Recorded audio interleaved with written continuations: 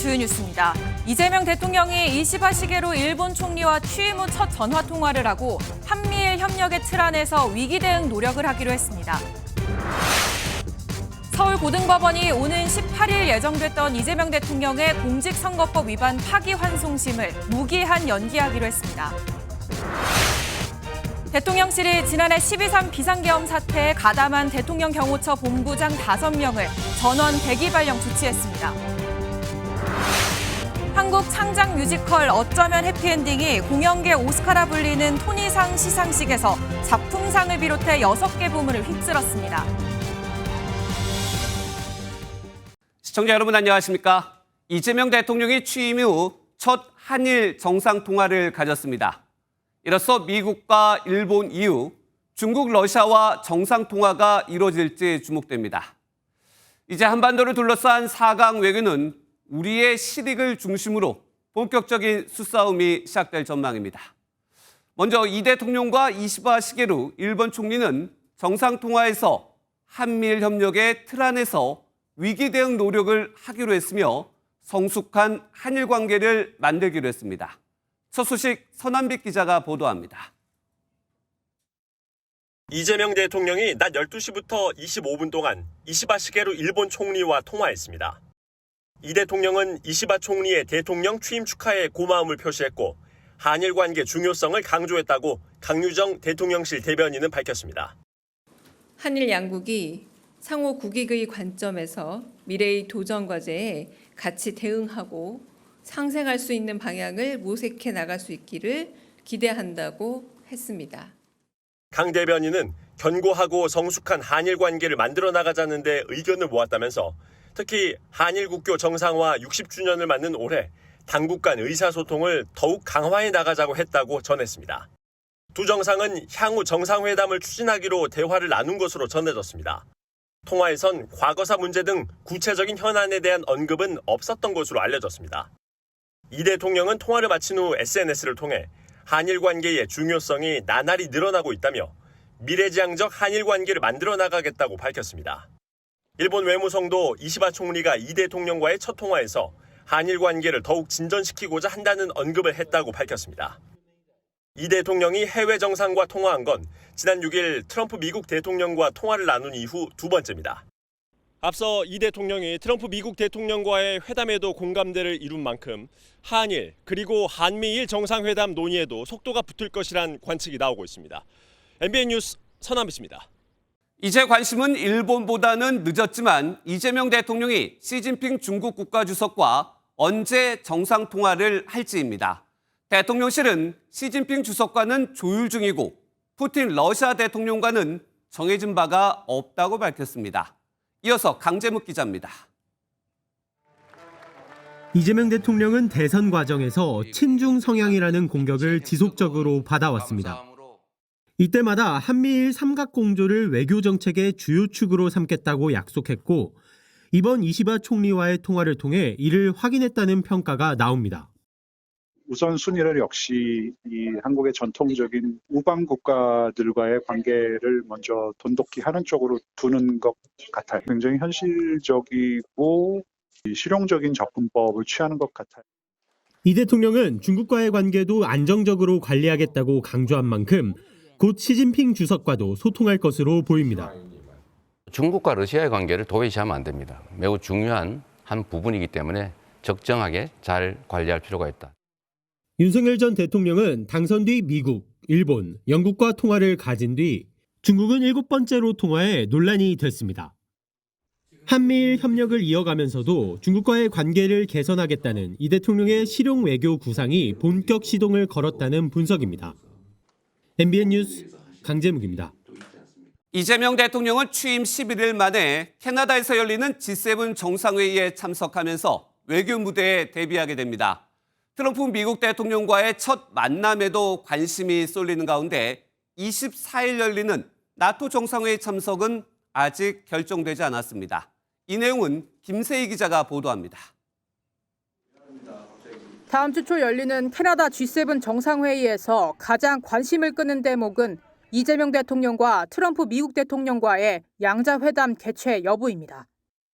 한미 정상이 첫 통화에서 조속한 시일 안에 만나자고 뜻을 모은 만큼 캐나다에서 두 정상이 따로 만날 가능성은 열려 있습니다. 다만 트럼프 대통령은 다른 G7 회원국 정상과의 만남 요청도 잇따를 걸로 보여 시간 조율이 여의치 않으면 간단한 약식 회담 형식으로 추진될 전망입니다. 또 이달 22일 한일 국교 정상화 60주년을 앞두고 이 대통령이 G7에서 이시바 일본 총리와의 한일 정상회담을 가질 가능성도 있습니다. G7 준비에 분주한 가운데 정부는 이달 말 네덜란드에서 열리는 나토 정상회의 참석을 두고는 여전히 고심하고 있습니다. 지금 국내 상황이 이렇게 막 어지럽고 복잡한데 거기에 구체적인 현안 의제가 있다면 혹시 모르겠지만 뭐 꼭 그래야 될지 아닐지 좀 고민점이 좀 많이 있는 것 같습니다. 러시아와 중국을 의식한 관망파의 주장과 더불어 경제 회복과 민생 안정을 최우선으로 둔 상황에서 취임 한 달 만에 두 차례 해외 순방에 나서는 것이 부담스럽다는 목소리가 힘을 얻는 것으로 전해집니다. MBN 뉴스 김세희입니다. 다음은 이재명 대통령 재판 관련 소식 집중 보도해드립니다. 서울고법 형사 7부는 대법원이 유죄 취지로 파기환송한 공직선거법 위반 사건의 재판 기일을 지정하지 않고 그 이유를 헌법 84조에 따른 조치라고 설명했습니다. 재직 중 형사상의 소출을 받지 않는다고 규정한 개념에서 진행 중인 재판도 포함되는 걸로 해석한 것으로 보입니다. 즉, 이 대통령은 재임 기간 선거법 파기환송심 재판을 받지 않을 가능성이 커졌습니다. 먼저 최희지 기자가 보도합니다. 이재명 대통령의 공직선거법 파기환송심을 담당하는 재판부가 오는 18일로 예정된 공판 기일을 연기했습니다. 연기된 날짜는 구체적으로 지정하지 않고 추후 지정하겠다는 의미로 추정 상태로 뒀습니다. 사실상 재판을 무기한 연기하겠다는 의미로 해석되는데 재판부는 헌법 84조에 따른 결정이라고 설명했습니다. 해당 조항은 현직 대통령의 불소추 특권과 관련해 대통령은 내란과 외환죄를 제외하고 재직 중 형사상 소추를 받지 않는다고 되어 있습니다. 앞서 소추가 기소만을 의미하는지 진행 중인 재판을 포함하는지가 논란이었는데 파기환송심 재판부는 진행 중인 재판도 포함한 것으로 보입니다. 이 대통령은 지난 2021년 대선 기간 대장동 실무를 담당했던 고 김문기 씨를 모른다고 했던 발언과 국토부 협박 발언이 문제가 돼 재판에 넘겨졌습니다. 기소된 이후 1심에서 징역 1년에 집행유예 2년을, 2심에서는 무죄를 선고받았는데 대선 전 대법원 전원 합의체가 유죄 취지로 파기환송을 하며 논란이 됐었습니다. 대법원도 재판부가 판단할 내용이란 입장을 밝혔던 만큼 이 대통령은 재임 기간 선거법 파기환송심 재판을 받지 않을 가능성이 커졌습니다. MBN 뉴스 최희지입니다. 그렇다면 이재명 대통령이 받아왔던 다른 형사 재판들은 어떻게 될까요? 대장동 재판 등 다른 재판들도 재판부 판단에 달려 있지만 대통령 임기 이후로 미뤄질 가능성이 충분하다는 게 법조계 반응입니다. 이어서 현지호 기자가 전해드립니다. 이재명 대통령이 받고 있는 재판은 공직선거법 위반 사건을 포함해 모두 5건입니다. 서울고등법원은 위증교사 사건까지 2건, 서울중앙지방법원이 1건, 수원지방법원에서 2건의 재판을 맡고 있습니다. 앞서 서울고법은 지난달 20일로 예정됐던 이 대통령의 위증교사 사건 항소심 첫 공판기일을 대선 이후로 미룬 뒤 아직 기일을 정하지 않고 있습니다. 서울고법 관계자는 당시 기일 연기는 헌법 제84조에 따른 게 아니었다면서도 앞으로 기일을 지정할지 말지는 재판부 판단 사항이라고 밝혔습니다. 공판기일을 미룰 땐 이 대통령 당선 전이어서 헌법 제84조 적용 여부를 고려하지 않았지만 결국 이대로 재판이 멈출 거라는 게 법조계 중론입니다. 다른 재판부는 아직 움직임이 없는 상태입니다. 서울중앙지법에서 진행 중인 대장동, 백현동 개발비리 의혹 등 재판은 오는 24일 공판이 예정돼 있고 수원지법에서는 경기도 법인카드 유용 의혹과 대북송금 의혹 사건의 공판 준비 기일이 각각 다음 달 1일, 22일로 예정돼 있습니다. 두 법원 모두 재판을 중지할지 말지 판단을 내놓지 않은 가운데 재판 진행과 관련된 사항은 재판부 재량이라고만 밝혔습니다. 대법원의 최종 판단이 나온 게 아닌 만큼 원칙적으로는 이번 선거법 재판부의 판단을 따를 필요는 없다는 겁니다. 하지만 재판부 입장에서는 재판을 진행하는 그 자체가 상당한 부담이 되는 만큼 나머지 재판들도 결국 멈출 거라는 전망에 무게가 실리고 있습니다. MBN 뉴스 현주입니다. 국민의힘은 이재명 대통령의 재판 연기에 대해 법원 스스로가 통치 권력의 눈치를 보고 있다는 것을 인정한 것이라고 비판했습니다. 권성동 의원은 사법부의 흑역사로 남을 것이라며 당당히 재판에 임할 것을 촉구하기도 했습니다. 조희로 기자가 보도합니다. 이재명 대통령에 대한 공직선거법 파기환송심 기일이 연기되자 국민의힘에서는 반발이 쏟아져 나왔습니다. 김용태 비대위원장은 헌법 84조는 대통령의 국정수행을 보장하기 위한 최소한의 장치이지 이미 기소된 형사사건의 재판까지 중단하란 것이 아니다라고 강하게 비판했습니다. 법원을 향해선 스스로 통치 권력의 눈치를 보고 있다고 인정한 셈이라고 꼬집었습니다. 오늘 서울고법의 판단은 한마디로 사법의 유예입니다. 권력의 일정에 순응한 개별 재판부의 결정입니다. 법조인 출신 의원들도 가세했습니다.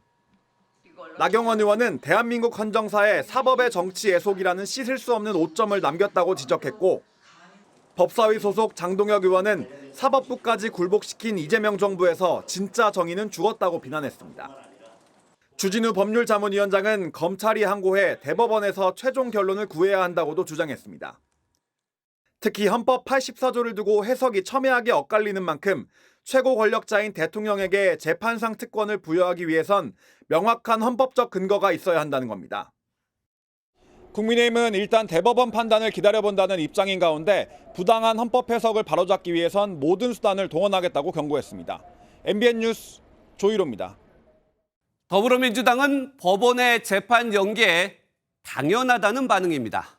그럼에도 민주당은 대통령은 진행 중인 재판은 중지된다는 형사소송법 개정안은 그대로 처리한다는 방침입니다. 이 내용은 장가희 기자가 전해드립니다. 민주당은 대통령 당선 시 형사재판을 정지한다는 조항을 신설하는 형사소송법 개정안을 이르면 12일 처리할 방침입니다. 이재명 대통령 개인을 위해서가 아닌 대통령의 국정 운영을 보장하는 안전장치를 확실히 해두겠다는 겁니다. 대통령이 취임 이전에 재판 중인 사건이나 재임 중 고발 사건에 사사건건 휘말리면 국정 운영을 제대로 할 수 있겠습니까? 파기환송심 재판 외 다른 사건에서도 법원의 자의적 해석을 원천 차단하겠다는 의도입니다. 어떤 헌법 해석에 있어서 자의성이라는 측면에서 보면 법원이 명확하게 그 문제에 대해서 재판이 중단된다라는 명확한 해석을 다 하는 게 필요하겠습니다. 실제 민주당 의원들 단체 대화방에서는 조속한 법안 처리를 해야 한다는 목소리가 이어졌습니다. 법률가 출신 한 의원은 법 개정안을 통과시켜서 관련된 변수를 없애는 게 좋다고 생각한다고 밝혔고 의원들의 동의가 이어졌습니다. 또 다른 의원도 헌법 84조 취지에 충실하고 각급 법원마다 해석상 논란이 없도록 개정하면 좋겠다는 의견을 냈습니다. 다만 앞서 이재명 대통령의 의중으로 연기된 대법관 증언법처럼 대통령실과의 논의 과정이 주요 변수가 될 수 있다는 분석도 나옵니다. MBN 뉴스 장가입니다. 이처럼 정치권의 충돌로 대통령 임기 중 형사상 소추의 범위에 대한 헌법 84조의 해석은 헌법재판소에 맡겨질 가능성이 제기됩니다. 이런 가운데 이재명 대통령 변호를 맡았던 이승엽 변호사가 헌법재판관 후보에 포함되면서 국민의힘은 대통령 개인 면제를 위한 이해 충돌이자 방탄 독재라고 공세 수위를 높였습니다. 이지율 기자가 보도합니다.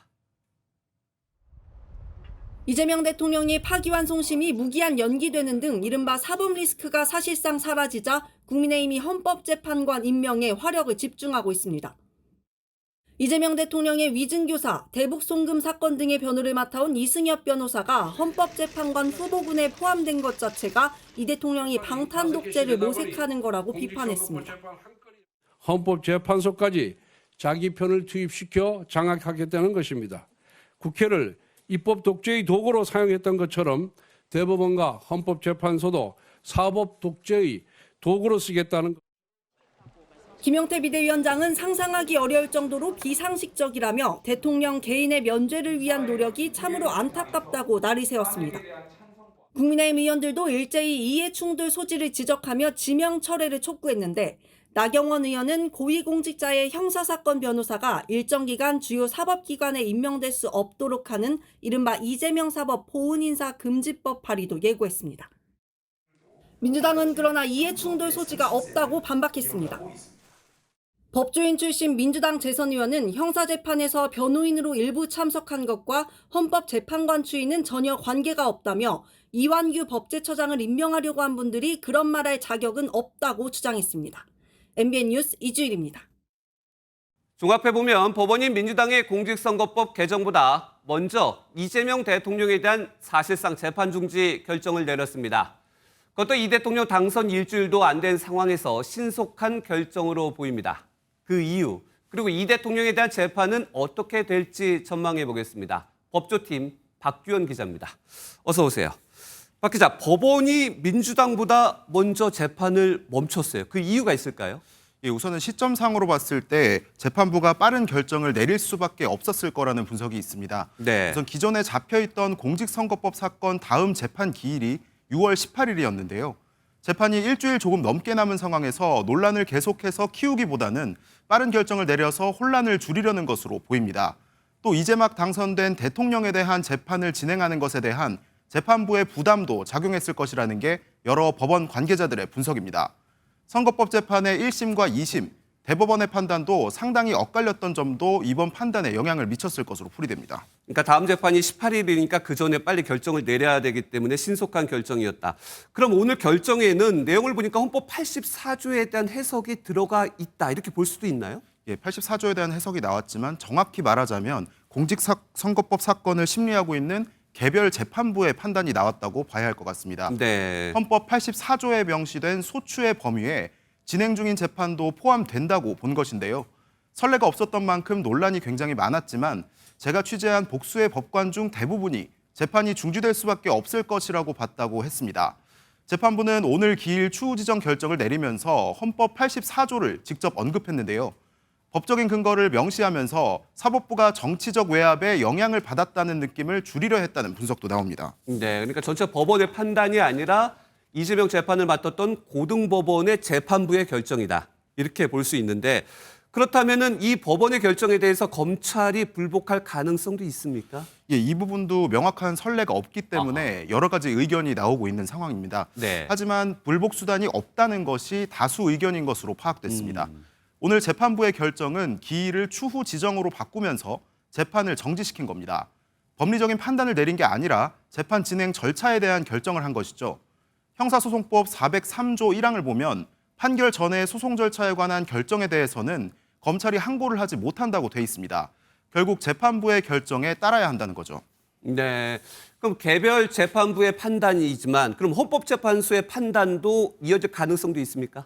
예, 일각에선 그런 주장이 나오고 있습니다. 이제 네. 헌법재판소에 권한쟁의 심판을 청구할 수 있다 이런 주장인데요. 다만 앞서 말씀드렸듯이 재판 절차와 진행에 대한 판단이기 때문에 헌재가 직접적으로 개입해 판단을 내리기는 어렵다는 해석이 나오고 있습니다. 한 부장판사는 MBN과의 통화에서 기일 변경은 재판부의 전권이자 소송 지휘에 해당하기 때문에 권한쟁의 심판을 청구하더라도 각하될 가능성이 높다고 밝혔습니다. 네. 일단 그렇다면은 이재명 대통령과 관련된 공직선거법과 관련된 논란, 이 부분은 임기 중에 진행될 가능성이 높지 않다. 논란은 이제 해소가 된 겁니까? 예, 일단은 오늘의 결정으로 기일이 무기한 연기됐기 때문에 네. 사실상 재판 중지로 일단락됐다고 봐야 할 것 같습니다. 임기 중에는 재판이 이루어질 가능성이 별로 없다. 예, 맞습니다. 그래서 이 대통령의 임기가 이제 막 시작됐는데 네. 임기인 5년 동안은 재판 진행이 쉽지 않을 것으로 보이긴 합니다. 그렇다면 다른 변수, 지금 재판부의 결정, 헌재에서도 기각될 가능성이 높고 그렇다면 다른 변수는 더 없습니까? 다른 재판도 여러 가지가 있는데. 예, 변수가 아예 없는 것은 아닙니다. 예, 앞서 말씀드렸듯이 이번 결정은 서울고등법원 파기환송심 개별 재판부의 판단이죠. 네. 담당 재판부가 바뀌거나 현 재판부의 구성원이 바뀔 경우 다른 판단이 나올 가능성은 여전히 남아 있습니다. 게다가 이 대통령의 다른 사건들을 맡고 있는 재판부가 파기환송심과 같은 결정을 내릴 것이라는 보장도 없기 때문에 민주당이 형소법 개정을 예정대로 추진하겠다는 입장인 것으로 보입니다. 네, 재판부가 바뀌면 또 다른 판단이 나올 가능성도 있고 이런 재판부의 판단이 불안하기 때문에 민주당은 아예 법 개정에 나서고 있다. 이렇게 해석이 되겠습니다. 여기까지 듣겠습니다. 지금까지 법조팀 박규영 기자였습니다. 경찰이 처음으로 전직 대통령에게 출석을 요구했습니다. 바로 체포영장 집행 저지를 경호처에게 지시한 혐의를 받는 윤석열 전 대통령입니다. 경찰은 계엄 해제 전까지 윤 전 대통령이 경찰청장 등과 통화를 한 사실도 확인했습니다. 이 내용은 최민성 기자가 보도합니다. 지난 1월 3일 공수처와 경찰 수사관들은 윤석열 전 대통령을 체포하기 위해 서울 한남동 대통령관저로 진입하지만 경호처 요원들에게 저지당했습니다. 10여일 뒤에도 다시 경호처에 가로막혔고 결국 윤 전 대통령이 공수처로 자진 출석하며 상황은 마무리됐습니다. 무효인 영장에 의해서 절차를 강압적으로 진행하는 것을 보고 정말 개탄스럽지 않을 수 없습니다. 경찰은 경호처 체포 저지에 윤 전 대통령의 지시가 있었던 것으로 보고 특수공무집행 방해 혐의를 적용해 지난 5일 피의자 신분으로 출석하라고 통보했습니다. 하지만 윤 전 대통령이 응하지 않으면서 경찰은 오는 12일 출석하라는 2차 소환장을 보냈습니다. 만일 윤 전 대통령이 경찰에 출석한다면 경찰 소환 조사를 받는 첫 전직 대통령이 됩니다. 윤 전 대통령은 계엄 나흘 뒤인 지난해 12월 7일 경호처의 군사령관들의 비화폰 정보를 삭제하라고 지시한 혐의도 추가됐습니다. 경찰은 계엄의 설계자로 꼽히는 노상원 전 정보사령관이 경호처에서 지급받아 사용한 비화폰의 통화 기록이 계엄 이틀 뒤에 삭제된 사실도 파악했습니다. MBN 뉴스 최민성입니다. 대통령실이 비상계엄 사태에 가담한 대통령 경호처 본부장 5명 전원을 대기 발령 조치했습니다. 대통령실은 경호처가 윤석열 전 대통령의 사병으로 전락해 국민들의 공분을 샀다며 인적 쇄신을 위한 조치라고 밝혔습니다. 전정인 기자입니다. 대통령실은 인사위원회를 열고 대통령 경호처 본부장 5명 전원을 대기 발령 조치했다고 밝혔습니다. 지난해 12.3 비상계엄 사태 이후 경호처가 윤석열 전 대통령에 대한 체포영장 집행과 압수수색을 막으면서 사회적 혼란과 갈등을 초래했다며 인사조치의 배경을 설명했습니다. 국민 정체를 위해 봉사해야 할 국가기관이 사실상 윤석열 전 대통령의 사병으로 전락해 많은 국민들의 공분을 샀습니다. 대통령실은 새 정부가 들어선 데 따른 인적 쇄신과 조직 안정화를 위한 조치라며 이재명 대통령이 강조해온 열린 경호, 낮은 경호의 실행이라고도 덧붙였습니다. 앞서 지난 4일 이 대통령은 황인권 경호처장을 임명하면서 경호처의 조직 쇄신을 주문했습니다. 이제는 국민을 위한 열린 경호, 낮은 경호를 통해서 경호실의 변화를 이끌어낼 것입니다. 대통령 경호처 역시 입장문을 통해 스스로를 성찰하며 진솔한 사죄의 말씀을 국민께 올리면서 뼈를 깎는 심정으로 거듭나도록 하겠다고 밝혔습니다. 이번 조치로 경호처는 추가적인 인사 조치가 나오기 전까지 부장급 인사들이 본부장 역할을 맡는 직무대행체제로 운영됩니다. MBN 뉴스 전정인입니다. 네, 정치톡톡은 정치부 이승민 기자와 이어갑니다. 이 기자, 첫 번째 사진부터 볼까요? 어디 정원에 조그만한 물이 있는데 수영장 같아 보이기는 좀 작고 어디입니까? 네, 얼마 전까지 윤석열 전 대통령이 쓰던 한남동 관저 내부 사진입니다. 예. 지난 7일 이재명 대통령이 관저에 여당 의원들을 초청해 만찬을 가졌죠. 당시 관저 정원을 둘러본 여러 의원들이 내부 사진을 공개했습니다. 가로 2m, 세로 6m, 깊이 50cm 크기로 수영장 치고는 좀 작은데요. 네. 민주당은 이 시설이 윤 전 대통령 부부가 키우던 반려견 전용 수영장이 아니냐며 공세에 나섰습니다. 윤 전 대통령 부부는 관저에 강아지 6마리와 고양이 5마리를 키운 것으로 알려져 있죠.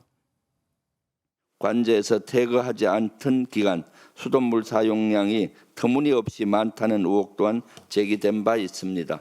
강아지 수영장과 무관치 않아 보입니다. 네. 윤석열 전 대통령 측은 외빈 방문 때 야외 행사 시 조경용으로 만든 수경시설이라면서 사실 무근이라고 반박했습니다. 강아지 수영장이 아니라 이렇게 보기 좋게 만든 시설이었다. 네. 다음 사진도 좀 볼까요? 대통령들 시계가 쭉 나열이 돼 있는 것 같아요.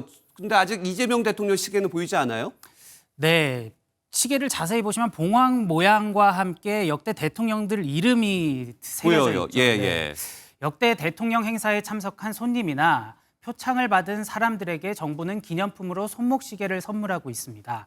특히 정권 초기에는 인기가 많아서 이번에도 관심이 커졌는데요. 네. 지난 7일 관저 만찬에 초청된 일부 민주당 의원이 대통령 시계는 없냐고 물었더니 이재명 대통령은 이렇게 답했다고 합니다. 이재명 시계 없냐 그랬더니 뭐 그런 거 뭐 필요해. 그러니까 예산을 함부로 전혀 쓰지 않으려는 그래도 시계를 있어야지. 대통령 시계는 박정희 전 대통령이 1970년대 새마을 지도자들을 격려한 뒤 선물한 것을 시작으로 이후 모든 대통령들이 빼놓지 않고 만들었습니다. 이재명 대통령은 실용주의를 강조해온 만큼 이번에는 이재명 시계를 볼 수 없을 수도 있다는 이야기도 나옵니다. 네, 이번에는 이재명 대통령 시계를 못 볼 수도 있다. 다음 내용도 좀 볼까요? 웃었어요. 누굴까요? 실루엣이 보여주세요. 정청래 법사위원장. 네, 정청래 법사위원장이죠. 국민의힘은 법사위원장 자리는 야당 몫이라면서 돌려달라고 요구하자 정청래 의원이 보인 반응입니다. 국민의힘은 원래 상호 견제를 위해 국회의장과 법사위원장은 서로 다른 정당이 맡아야 한다는 입장입니다. 여기에 민주당에서 대통령까지 나왔으니 법사위원장은 야당에 돌려줘야 한다는 거죠. 국민의힘 주진우 의원은 민주당 법사위원장이 거수기 역할을 할 거라고 주장했는데요. 정 의원은 피식, 웃음이 났다. 난 반댈세라며 자리에서 물러날 뜻이 없음을 분명히 한 겁니다. 지금 의석수 차이가 워낙 커서 국민의힘 요구가 받아들여지긴 어려워 보입니다. 네, 국회 본회의에 올라가기 전에 마지막 자리 법사위원회 그만큼 막강한 자리를 내주지 않겠다. 잘 들었습니다. 지금까지 정치부 이승민 기자였습니다. 네, 라면 한 개에 2,000원 한다는 게 진짜냐? 오늘 회의를 시작한 이재명 대통령의 질문이었습니다. 올라도 너무 오른 먹거리 물가를 콕 집어 지적한 건데 이 대통령은 각 부처에 물가 안전 대책 마련을 지시했습니다. 효선우 기자입니다. 취임 첫날 1차 비상경제점검 TF 회의를 직접 주재한 이재명 대통령이 닷새 만에 2차 회의를 열었습니다. 이 대통령은 최근 오른 라면 값을 직접 언급했습니다. 최근에 물가가 엄청나게 많이 올랐다고 그러더라고요. 라면 한 개 2,000원 한다는데 진짜예요? 이 대통령은 물가 상승에 이유 없는 일은 없을 것이라면서도 대책 마련을 당부했고 회의 후 물가 안정과 경제 회복을 위해 모든 수단을 총동원하겠다고 밝혔습니다. 또 공직자의 시간을 언급하며 책임감을 가져달라고도 부탁했습니다. 우리가 쓰는 1시간은 5,200만 시간의 가치가 있다. 그만큼 영향이 큰 거죠. 책임감도 각별히 한 번 더 가져주시길 다시 한번 부탁드립니다. 이 대통령은 경기 회복과 소비 진작 차원에서 속도감 있는 추경을 지시하고 취약계층과 소상공인 지원을 우선하라고 말했습니다. 규모와 구체적 항목은 정해지지 않았지만 이번 추경은 민주당이 제시한 20조 원 규모로 전 국민 25만 원 지원금도 담길 것으로 관측됩니다. 민생 대책의 첫 과제로 물가 잡기를 지시한 이 대통령의 행보는 국민이 체감하는 민생 부문에서 빠른 성과를 내겠다는 의지를 보여줬다는 평가가 나옵니다. MBN 뉴스 표선우입니다. 네, 라면 한 개에 2,000원 한다는데 진짜냐? 이 질문에 답을 하면 진짜입니다. 2,000원을 넘어서 2,300원, 500원 하는 것도 있었습니다. 서민 음식인 라면은 정부가 중점 관리하는 품목 중 하나인데 업체들이 국정 공백기를 틈타 줄줄이 가격을 올렸습니다. 이 내용은 이승훈 기자가 전하겠습니다.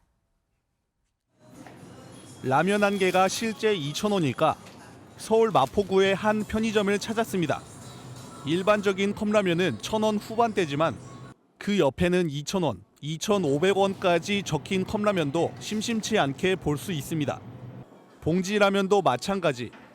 개당 1,000원대가 상당수지만 일부 프리미엄 라면은 한 봉지에 2,000원이 넘습니다. 통계청 조사 결과 라면 가격은 작년보다 6.2% 높아졌는데 1.9%인 전체 소비자 물가 상승률의 3배가 넘습니다. 학생들도 즐겨 먹는 컵라면과 삼각김밥입니다. 이제는 이 두 가지만 집어도 최저 2,000원대에서 최대 7,000원까지 돼 가격이 꽤나 부담스럽습니다. 국정공백 상태를 틈타 식품기업과 외식업체들이 인상에 나선 것이 주된 원인. 초콜릿 10.4%, 커피 8.2% 등 지난 6개월간 가격이 5% 이상 오른 가공식품이 20개에 육박합니다. 불확실성 때문에 가공식품 위주로 저희가 눌러놨던 것들이 맥주랄지 라면이랄지 그런 부분 많이 좀 오른 부분이 좀 있습니다. 설상가상 달걀까지 30개짜리 한 판에 10,000원을 넘어서자 베이커리나 식당에선 걱정이 터져 나옵니다.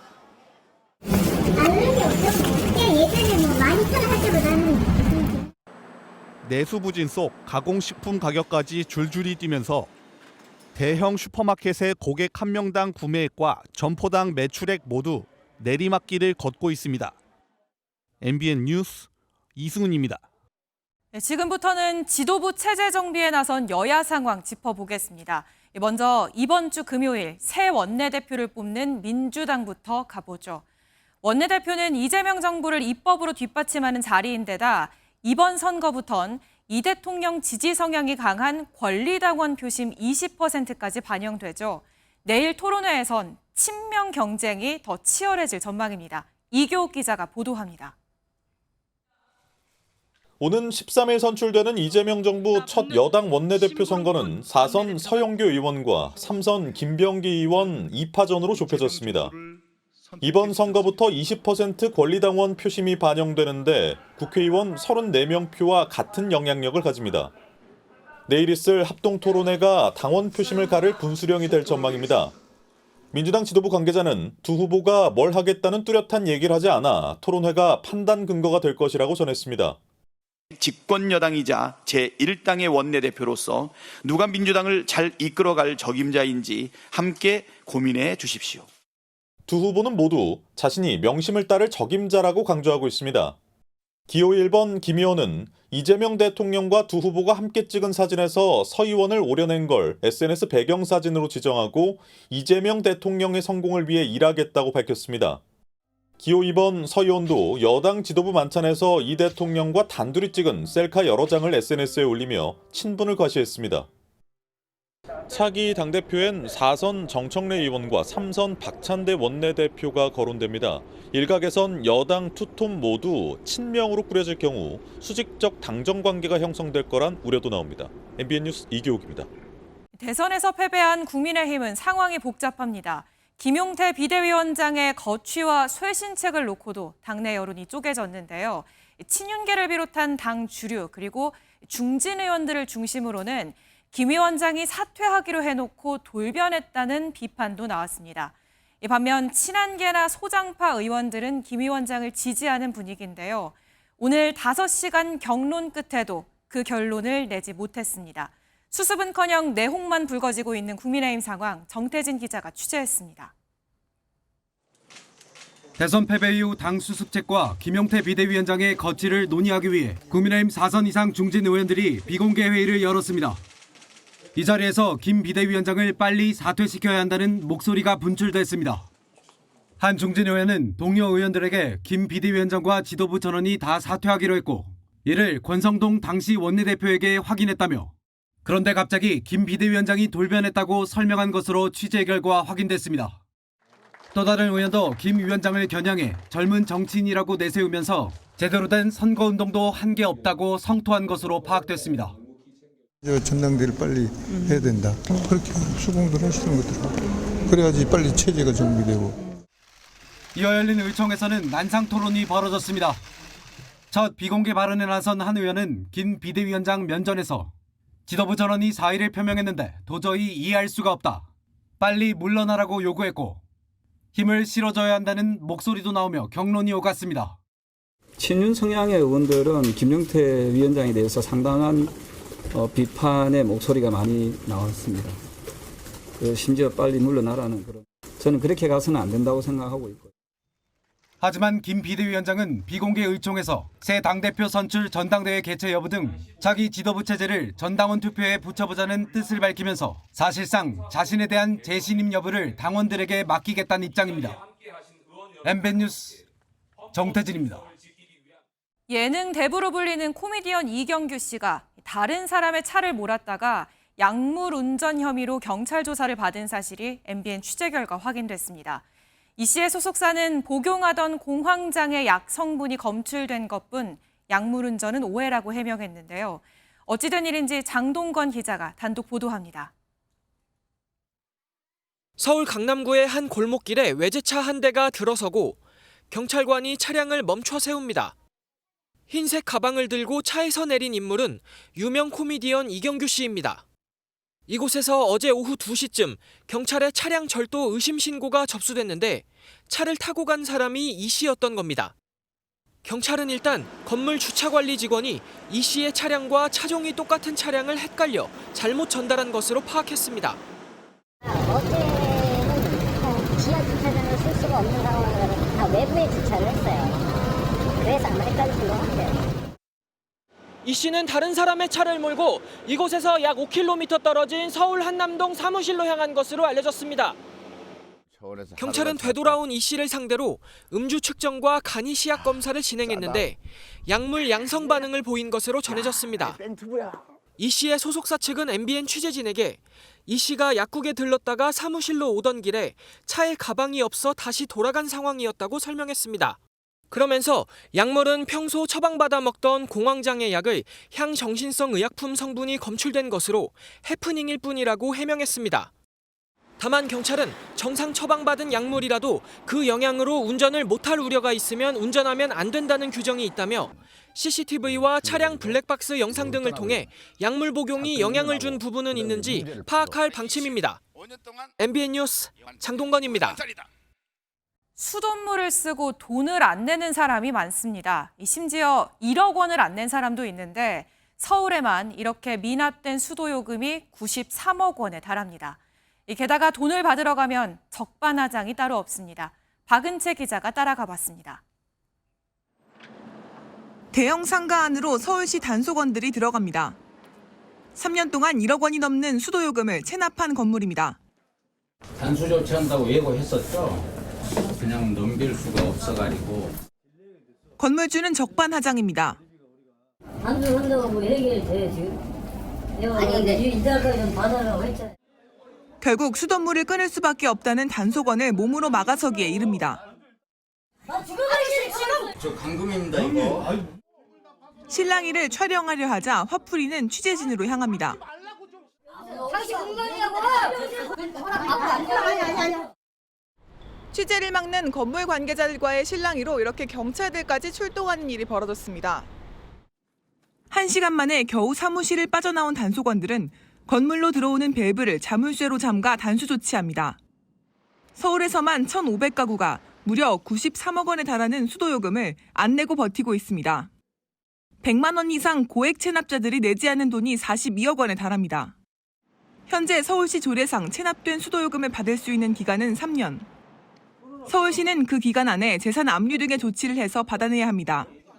적극적으로 징수하라는 취지에서 만든 3년 기한이지만 미납자들이 교묘하게 도망다니는 탓에 시효 자체를 개정해야 한다는 지적도 나옵니다. MBN 뉴스 박은채입니다. 운전 중 야생동물이 불쑥 튀어나오는 경우 종종 있죠. 어젯밤에도 고라니를 피하려던 차량이 불에 타는 사고가 있었습니다. 특히 올해는 대형 산불로 터전을 잃은 고라니가 더 자주 도로에 출몰할 수 있어서 운전자들의 각별한 주의가 필요합니다. 김민수 기자입니다. 칠흑 같은 저녁, 고속도로 한복판에서 차량 한 대가 시뻘건 불길에 휩싸였습니다. 어제 저녁 9시 48분쯤 60대 운전자가 몰던 차량이 고라니를 피하려다 불타버린 사고가 났습니다. 사고 현장에 나와 있습니다. 불타버린 차량의 파편이 곳곳에 흩어져 있고 타고 남은 흔적이 아직도 도로에 선명합니다. 운전자는 자력으로 대피해 무사했지만 차량이 충돌한 외벽과 길게 이어진 타이어 자국은 사고 순간에 운전자가 얼마나 당황했을지 짐작케 합니다. 지난해까지 최근 5년간 발생한 고속도로 로드킬 사고는 5,300건입니다. 월별로는 5월과 6월 2달간 비중의 합이 37%였고 로드킬 당하는 야생동물에서 고라니가 차지하는 비중은 83.5%나 됐습니다. 올해는 대형 산불이 서식지를 파괴한 영향으로 도로를 오가는 고라니가 더 많아질 것으로 보이는데 특히 낮보다는 밤이 더 위험합니다. 그 야간 시간에 동물들의 이동 거리가 이제 멀어지고 행동권이 이제 좀 넓어지잖아요. 그러다 보니까는 자연스럽게 이제 도로를 건널 수밖에 없는 상황이 돼버리는 거죠. 운전 중에 고라니와 부딪혔다면 비상등을 켜고 갓길에 정차한 뒤에 트렁크를 열어 2차 사고 가능성을 막아야 합니다. 고라니 사체를 치우려 해서는 안 되고 정부 민원 안내 콜센터 110에 신고해 대기하는 것이 안전합니다. 운전 중에 고라니를 미리 발견했다면 비상등을 켠 채 경적을 울리면서 지나쳐야 하고 이때 야간 상향등을 켜면 고라니가 돌발 행동을 할 수 있어 주의해야 합니다. MBN 뉴스 김민수입니다. 대학로 소극장에서 시작한 뮤지컬이 전 세계를 사로잡았습니다. 한국 창작 뮤지컬 어쩌면 해피엔딩이 뮤지컬계 가장 권위 있는 상으로 꼽히는 토니상을 수상했는데요. 그것도 6관왕, 작품과 극본, 작사, 작곡 등 6개 부문을 휩쓸며 그야말로 브로드웨이를 뒤집어뒀습니다. 심가연 기자입니다. 한국의 창작 뮤지컬 어쩌면 해피엔딩이 제78회 토니상 시상식에서 최고 영예로 꼽히는 작품상을 비롯해 극본상과 작사, 작곡상 등 주요 부문 수상을 휩쓸며 6관왕에 올랐습니다. 올해 토니상 최다 수상작에 영광을 안았는데 한국에서 초연한 우리 창작 뮤지컬이 토니상을 받은 건 이번이 처음입니다. 꿈꿔온 것보다 훨씬 큰 일을 이뤘다며 기뻐한 박천효 작가는 한국 관객들에게 영광을 돌렸습니다. 한국 관객분들의 전폭적인 지지와 응원이 없었다면 저희가 이렇게 오랫동안 뉴욕에서 공연을 준비하지 못했을 것 같아요. 정말로 감사드리고. 2016년 대학로 소극장에서 처음 선보였던 어쩌면 해피엔딩은 지난해 11월 뉴욕 맨해튼 벨라스코 극장에서 정식 개막하며 브로드웨이에 입성했습니다. 버려진 로봇들의 사랑 이야기라는 신선한 설정과 인간 보편의 감정을 그려낸 점이 뜨거운 현지 반응을 이끌어냈습니다. 뮤지컬계의 역사적인 쾌거에 오징어 게임의 황동혁 감독도 동료 창작자로서 축하의 뜻을 전했습니다. 오늘 뉴스를 보고 처음 알았어요. 그래서 저도 너무 놀랍고 기뻤고 뿌듯하고 자랑스럽게 생각했습니다. 어쩌면 해피엔딩은 초연 10주년을 맞아 오는 10월 국내에서도 다시 한번 관객들을 만납니다. MBN 뉴스 심가현입니다.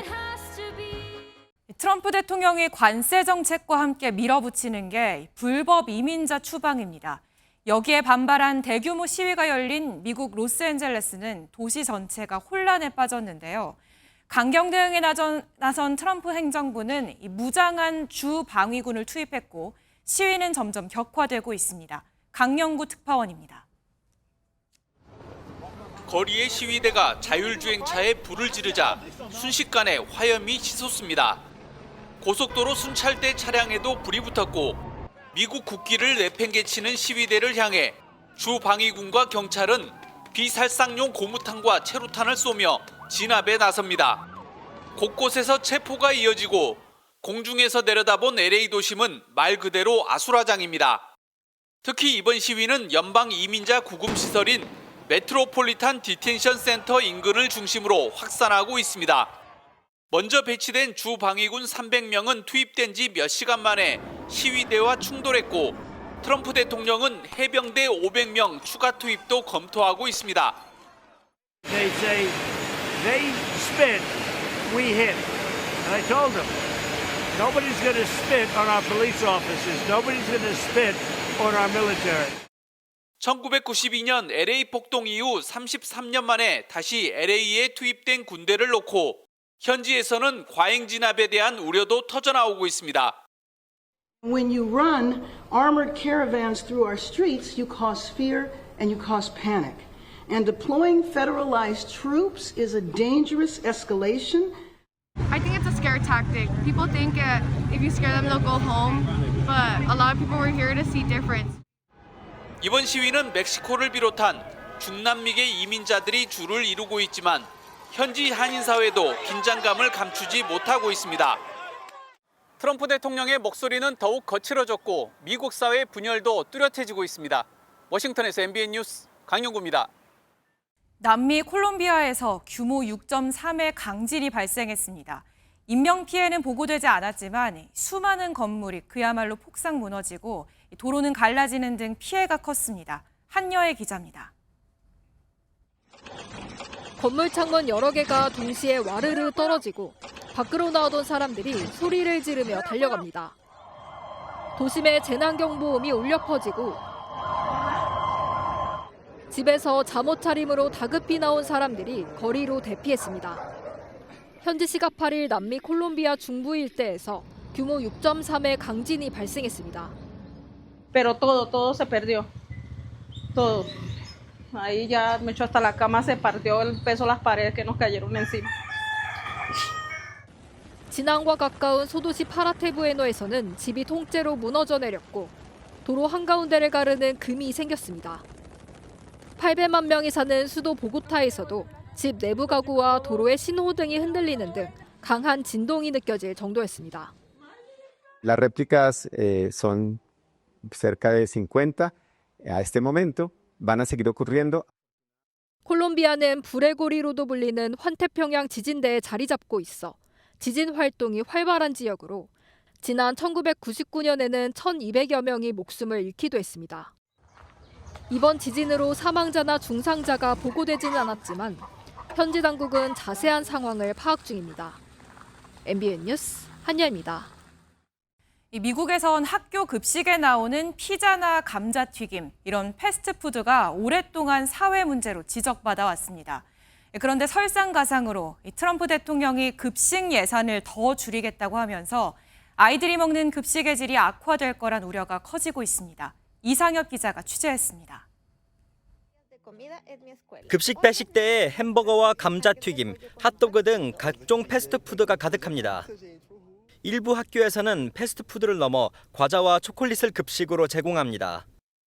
I would say weird, rancid, raw, unappetizing, unedible. I don't like the taste or the texture.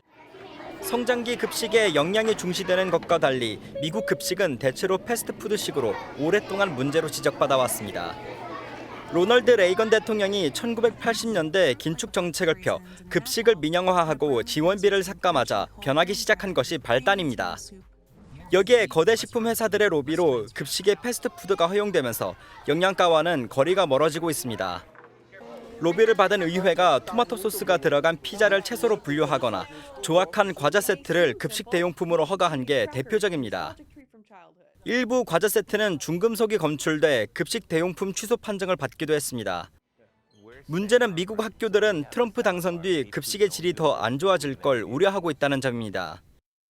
트럼프 대통령이 정부 부채를 줄이겠다는 명목으로 1조 원에 가까운 급식 지원비를 삭감했기 때문입니다. Without those funds to help supplement and get, with that any increases that we would make, those would no longer be available to us through the reimbursement. 급식의 고질적인 문제가 해결되지 않는 사이 미국 소아 비만은 1970년대보다 3배 이상으로 증가했습니다. MBN 뉴스 이상엽입니다. 새 정부 출범 이후 계속된 코스피 상승세가 오늘도 이어졌습니다. 장중에는 11개월 만에 2,860선을 돌파했고 삼성전자는 2달여 만에 6만 전자에 도달했습니다. 김태형 기자입니다. 코스피가 2,850선을 넘어선 채로 상승 마감했습니다. 장중에는 2,860선을 돌파해 11개월 만에 최고가를 기록했는데요. 이재명 대통령 취임 이후 단숨에 2,800을 돌파해 이제는 3,000을 눈앞에 두고 있습니다. 그동안 지지부진하던 시가총액 1위 삼성전자는 장중 6만 전자를 넘었고 SK하이닉스도 23만 원 선을 넘으며 회복세를 보였습니다. 코스피 5천 공약을 내걸었던 이재명 정부 출범에 따른 기대감에 수혜를 받을 것으로 전망되는 증권주도 함께 들썩였습니다.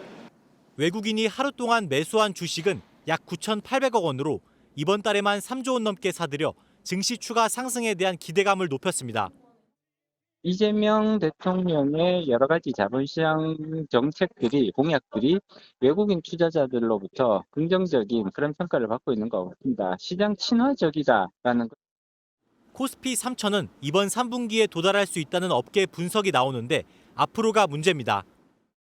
정책 자체가 좀 일관성 있게 좀 추진이 돼야 되는 필요들. 무엇보다도 이제 국내 경기 자체가 일단은 지금 0%대 성장에서 최소한 1%대까지 이상으로는 좀 회복이 돼야 됩니다. 상법 개정안 처리와 경기 부양, 관세 협상 등 당면 과제를 새 정부가 어떻게 처리하는지에 따라 코스피 5천 실현 여부가 결정될 것으로 보입니다. MBN 뉴스 김평우입니다.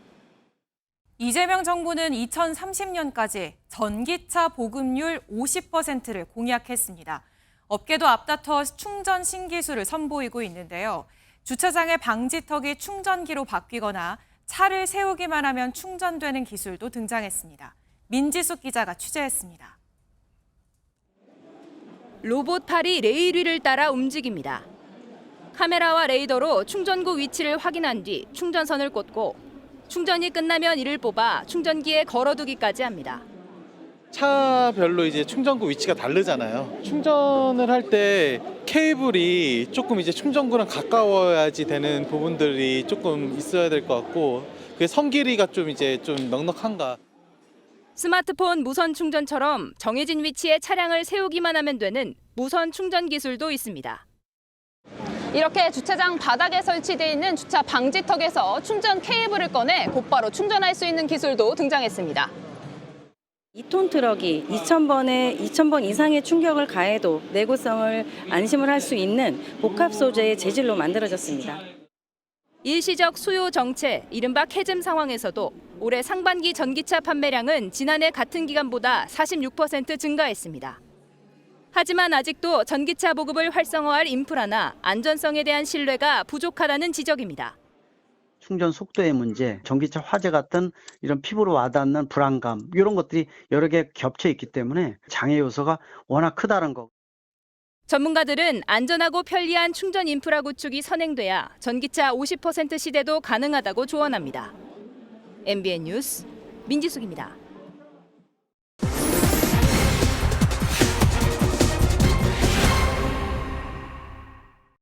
우리나라 사람이 하루에 마시는 음료량이 크게 늘었는데요. 과연 음료수를 물처럼 마셔도 괜찮을까요? 사실 확인 한범수 기자입니다. 재작년 우리나라 사람들의 음료 섭취량은 하루 평균 274.6g이었습니다. 컵 한 잔과 비슷한 양인데 4년 전인 2019년과 비교해 섭취량이 23%가량 가파르게 늘어났습니다. 갈증 해소를 위해 음료수를 물 대신 마셔도 괜찮을 거라는 인식도 여전합니다. 물 대신 음료수를 자주 마시는 것 같습니다. 어느 정도 해소는 되니까. 느끼한 거 먹을 때 아무래도 탄산음료가 청량감도 있고 하니까. 하지만 음료수는 일시적인 목마름만 해결해 줄 뿐이라는 게 전문가들의 공통적인 의견입니다. 음료에 포함된 성분으로 이뇨 작용이 일어나 결과적으로 체내 수분이 줄어들게 되기 때문입니다. 심하면 질병까지 앓을 수 있습니다. 음료수 맛을 살리려고 넣은 설탕이 몸속에 축적돼 당뇨병이 생길 수 있는 겁니다. 2019년 미국에서 45분간 운동한 성인을 대상으로 실험한 결과 물과 달리 탄산음료는 수분 보존 효과가 떨어졌고 신장에 부담까지 주는 것으로 나타났습니다. 감기나 장염 같이 탈수를 유발할 수 있는 상황에서는 음료수 섭취는 지양하고 순수한 물을 섭취하는 게 좋을 것 같습니다. 결론적으로 물 대신 음료로 수분을 채워도 된다는 말은 사실이 아닙니다. 다만 이온 음료의 경우 탈수 상태에서나 운동을 마친 직후엔 예외적으로 물보다 효과가 좋다는 분석도 나옵니다. MBN 뉴스 한범수입니다. 인도네시아 오픈 우승으로 올해 국제대회 5번째 정상에 오른 안세영이 금이 활약했습니다. 귀국하자마자 외국 팬들의 셀카와 사인 요청에 선물 공세까지 역시 세계 랭킹 1위, 월드스타다운 인기였네요. 스포츠 뉴스였습니다.